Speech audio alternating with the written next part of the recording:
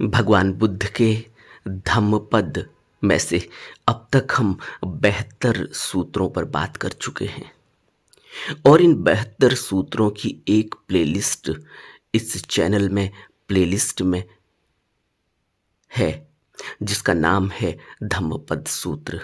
इसके अलावा भी कई प्लेलिस्ट हैं। बुद्ध के उपदेश पर एक प्लेलिस्ट है, विपश्यना मेडिटेशन पर प्लेलिस्ट है। इसी तरह से कई प्लेलिस्ट बनी हुई हैं। उन सभी वीडियोज का आप फायदा उठा सकते हैं। और दूसरी बात, इस चैनल में बहुत से लोग कुछ कंट्रीब्यूट करना चाहते हैं।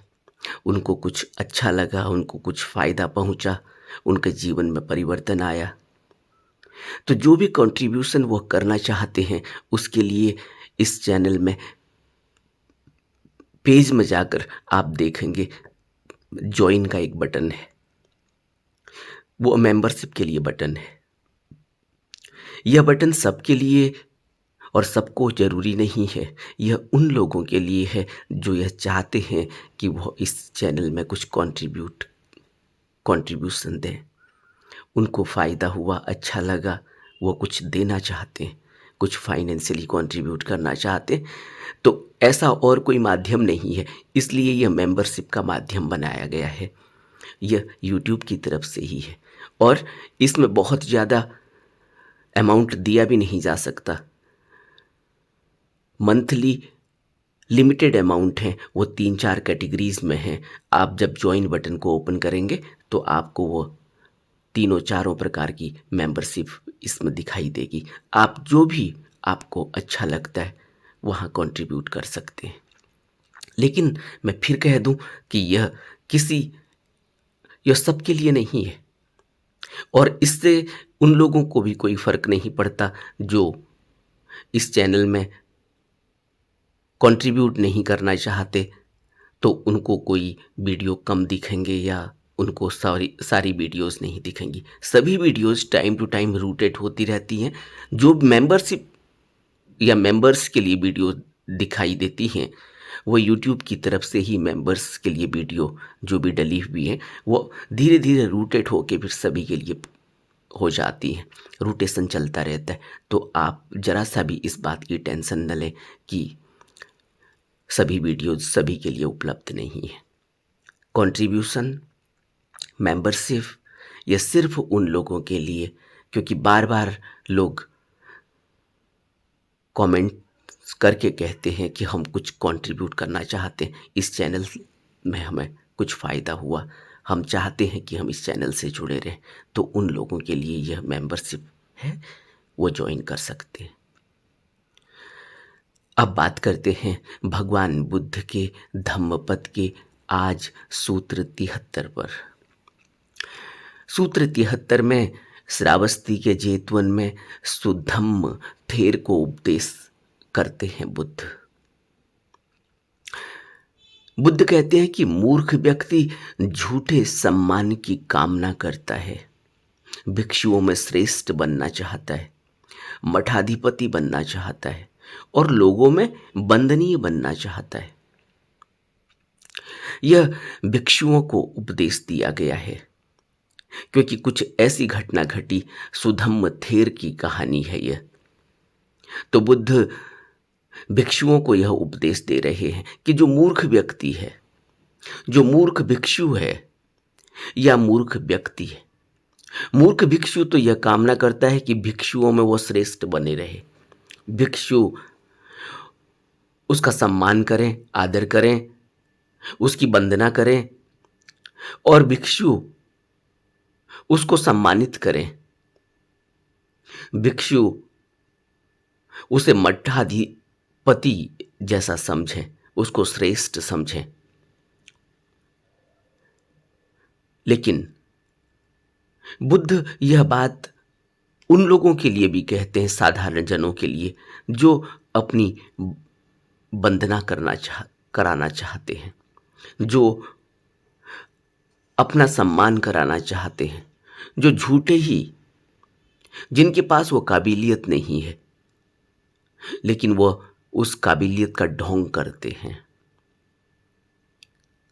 समाज में इस तरह का बहुत कुछ चलता है। हम देखते भी हैं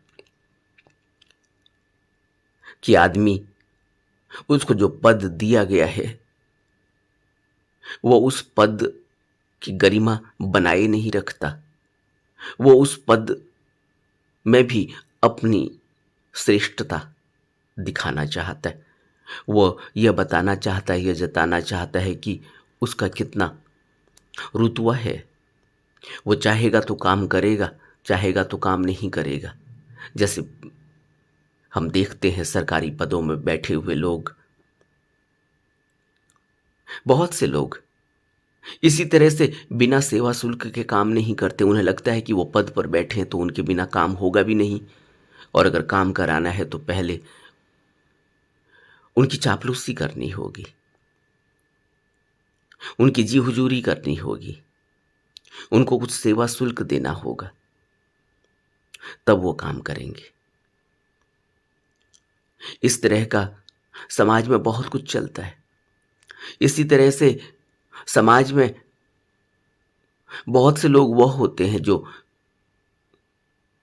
पब्लिक डीलिंग में हैं, लेकिन वो पब्लिक डीलिंग में उन लोगों का काम करते हैं जिन लोगों से उनको सम्मान मिलता है, जिन लोगों से उनको आदर मिलता है, जिन लोगों से उनको चापलूसी मिलती है, जिन लोगों से उनको पैसा मिलता है, जिन लोगों से उनको और कोई उपहार मिलता है, सम्मान मिलता है, जबकि वो सभी लोगों के लिए उपलब्ध कराए गए हैं सरकार द्वारा या किसी कॉरपोरेशन के द्वारा। लेकिन वो और लोगों को जो उनका सम्मान नहीं करते, चापलूसी नहीं करते, उनको वह प्रताड़ित करते हैं। यह हम रोज देखते हैं। समाज इसी तरह से चलता है, जी हुजूरी।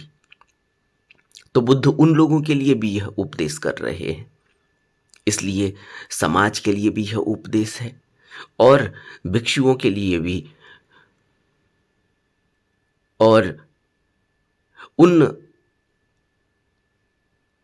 लोगों के लिए भी, उन साधकों के लिए भी यह संदेश है जो साधना में रत हैं, लेकिन उनके अंदर अभी अहम भाव है, उनके अंदर अभी आत्म भाव है। वो अपना सम्मान, अपनी श्रेष्ठता जतलाना चाहते हैं। उन लोगों को भी बुद्ध ये उपदेश कर रहे हैं कि मूर्ख व्यक्ति, बुद्ध उनको मूर्ख व्यक्ति कहते हैं जो झूठे सम्मान की कामना करता है। और बुद्ध किस संदर्भ में यह कह रहे हैं? एक सुधम्म नाम का भिक्षु हुआ, और वह सुधम्म अनिरुद्ध का बड़ा भाई था। अनिरुद्ध भगवान बुद्ध के अच्छे शिष्यों में से, अग्रणी शिष्यों में से एक है। अनिरुद्ध का बड़ा भाई,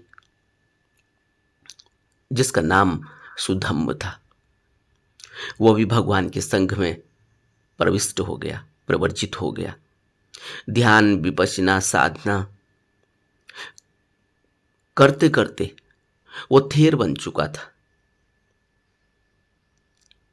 सीनियर भिक्षु बन चुका था। उसको भिक्षु सम्मान करते थे। एक समय जब वो भिक्षाटन करने जा रहा था तो एक गृहस्थ उसको मिला। उस गृहस्थ ने उसको अपने घर बुलाया। वह उस गृहस्थ के घर चले गए। महानाम नाम का यह भिक्षु था। महानाम नाम का यह भिक्षु उस गृहस्थ के घर पहुंचा। वहां अपनी निर्मल मीठी वाणी से ही धम्म का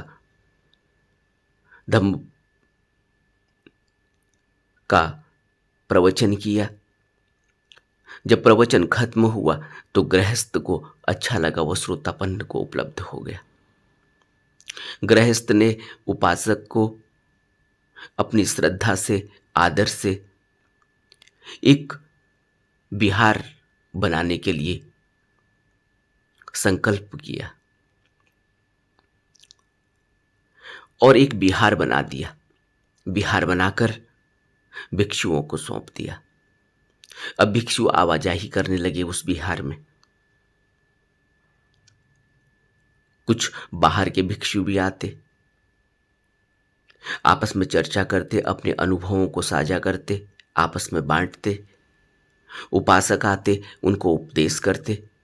तो एक अच्छा वातावरण वहां बन गया। सत्संग होने लगा, धम्म का प्रवचन होने लगा। एक बार बुद्ध के मुख्य शिष्य सारिपुत्त और महामोगल्लान भी वहां पधारे। सारिपुत्त ने वहां धर्म प्रविचय किया। जो गृहस्थ था जिसने वो विहार बनवाया था, वो बड़े ध्यान से सुन रहा था। उसने धम्म प्रवचन बड़े ध्यान से सुना, समझा, और उसी समय कहते हैं कि वो अनागामी फल को प्राप्त हो गया। और उसने सारिपुत्त को और महामोगल्लान को अपने घर भोजन के लिए आमंत्रित किया। उस समय वहां यह सुधम्म थेर नहीं था। सुधम्म थेर को आमंत्रित नहीं किया। पहले सारिपुत्त को आमंत्रित किया, महामोगल्लान को आमंत्रित किया। उन्होंने निमंत्रण स्वीकार कर लिया। जब सुधम्म थेर को निमंत्रण दिया तो सुधम्म थेर कहने लगे कि तुमने मुझे इनके बाद निमंत्रण दिया है, तुम मुझे अब कह रहे हो। लेकिन गृहस्थ ने फिर अपनी बात दोहराई, विनती की कि आप सभी आमंत्रित हैं। ऐसा कुछ भी नहीं है कि किसी को पहले और किसी को बाद में। मैंने तो सभी को आमंत्रण देना है, आमंत्रित करना है। आप भी आमंत्रित हैं, आप भी जरूर आइए। लेकिन सुधम्म ने निमंत्रण स्वीकार नहीं किया। और अगले दिन जब भोजन की तैयारी होनी थी दोपहर में, उससे पहले ही सुबह सुबह सुधम्म उस गृहस्थ के घर पहुंच गया और वहां जाकर कहने लगा कि मैं तो भिक्षाटन के लिए निकला हूं, अभी यहां घर में आ नहीं सकता, बैठ नहीं सकता। क्योंकि गृहस्थ ने कहा कि आइए, बैठिए, विराजिए, सुबह सुबह आपके दर्शन हुए। लेकिन वो कहता है नहीं नहीं, अभी तो मैं भिक्षाटन के लिए निकला हूं, अभी मैं तुम्हारे घर में बैठ नहीं सकता।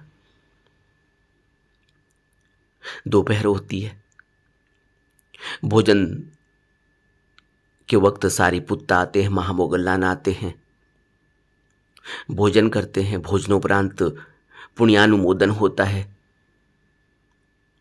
प्रवचन होता है, और फिर वो वापस बिहार में चले जाते हैं। अन्य भिक्षु भी आए थे, वो भी सब बिहार में चले जाते हैं।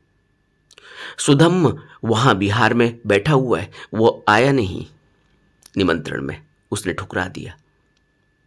सुधम्म ने देखा कि उनको भेंट दी गई है, सारिपुत्त को भेंट दी गई, महामोगल्लान को भेंट दी गई है, अन्य भिक्षु जो गए थे उनको भेंट दी गई है। वह ईर्ष्या से जलने लगा और गुस्से में उसने उपासक को जाकर भला बुरा कह दिया और कहने लगा कि मैं अब तुम्हारे बिहार में ज्यादा नहीं टिक सकता। और वो उस बिहार से चला गया। सुधम्म बिहार से जाकर सीधे भगवान के पास गया। भगवान सावथी के जेतवन में विहार कर रहे थे। उन्हें प्रणाम किया, बैठ गया और तथागत को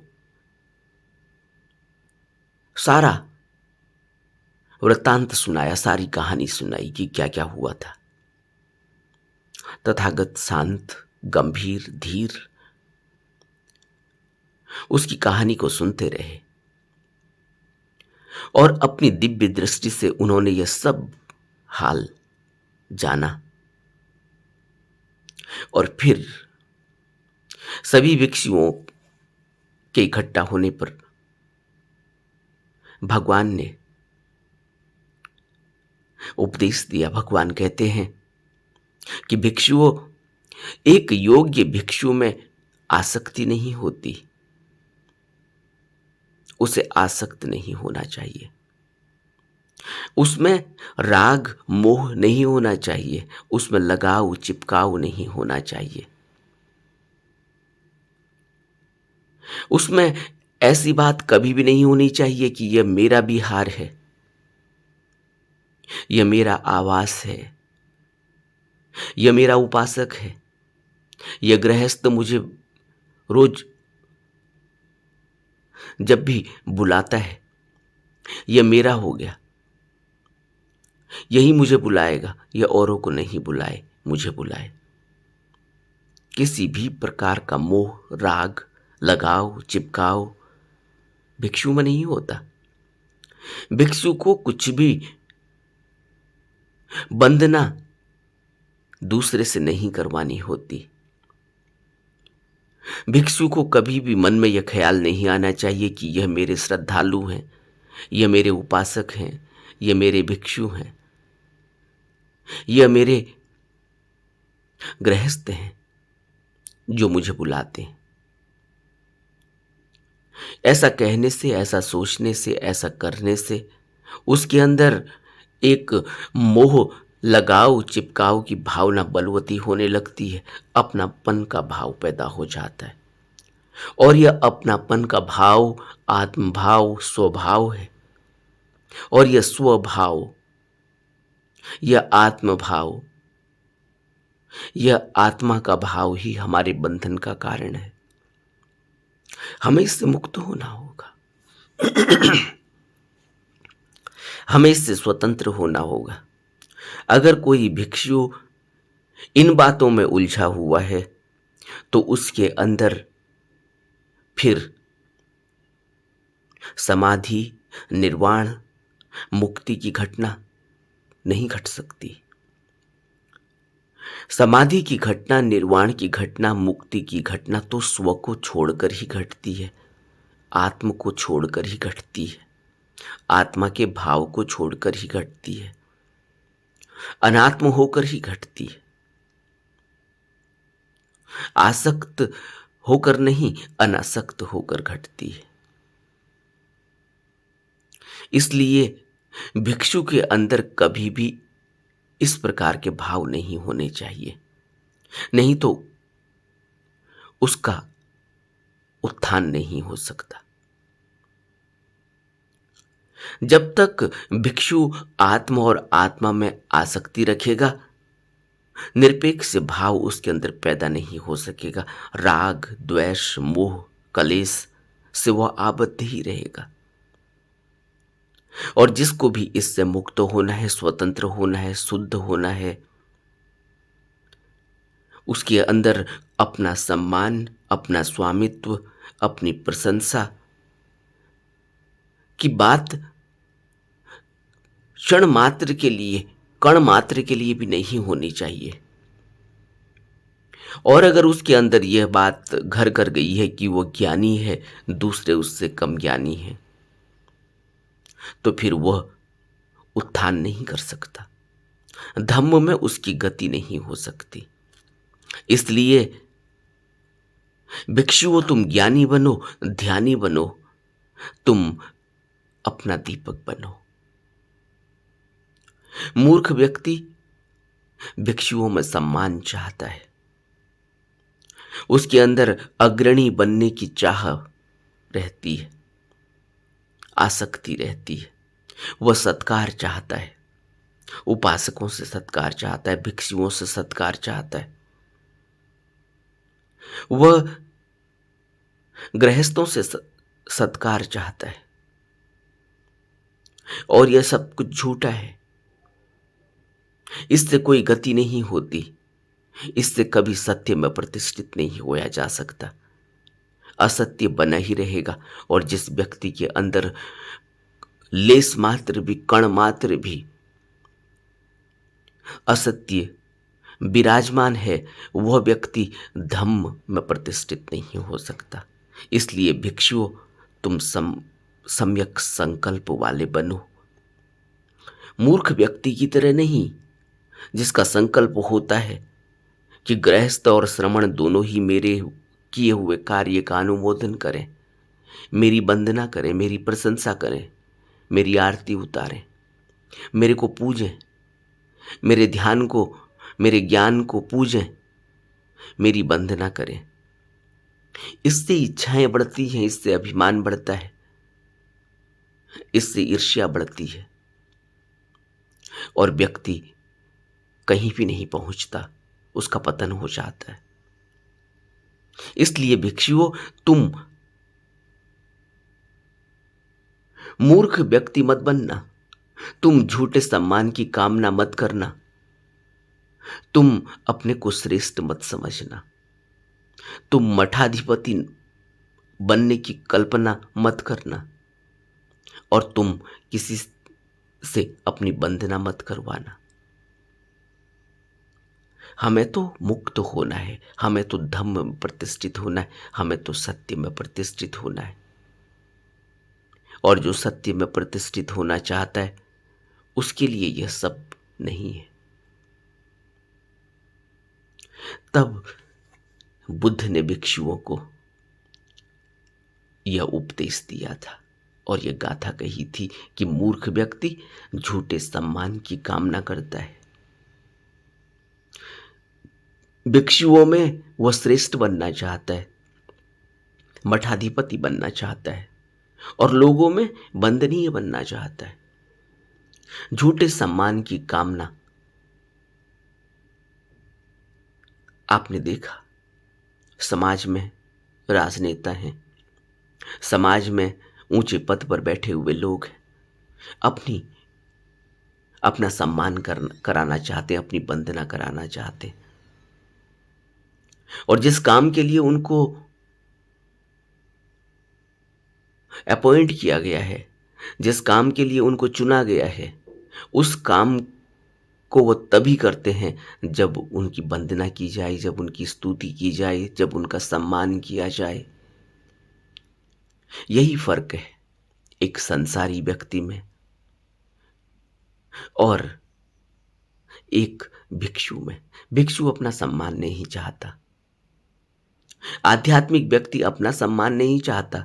जिसको आध्यात्मिक उत्थान करना है, वह व्यक्ति तो आत्मभाव से विहीन होता है, वह व्यक्ति तो अनात्म में जीता है, वह व्यक्ति झूठे मैं में, स्व में नहीं जीता, उसका कोई स्व का भाव नहीं होता।